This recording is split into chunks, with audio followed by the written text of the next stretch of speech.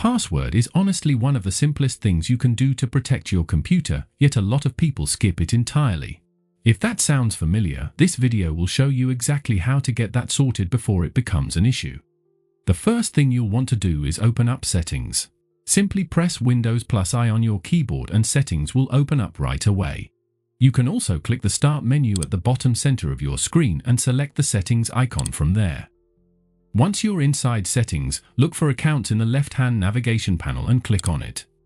From the options that appear, scroll down and select Sign-in options.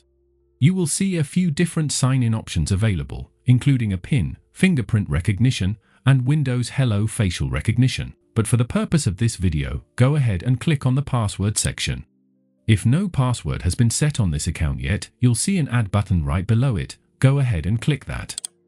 Windows will then prompt you to create your password. Make it strong, mix uppercase and lowercase letters, numbers, and at least one symbol. The second field is just to re-enter your password, a simple confirmation to make sure there are no typos.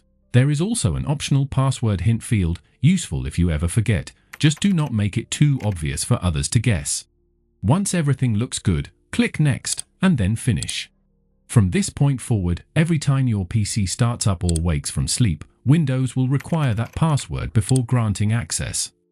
It may seem like a small thing, but it is one of the most effective ways to keep your personal information secure. Thank you for watching.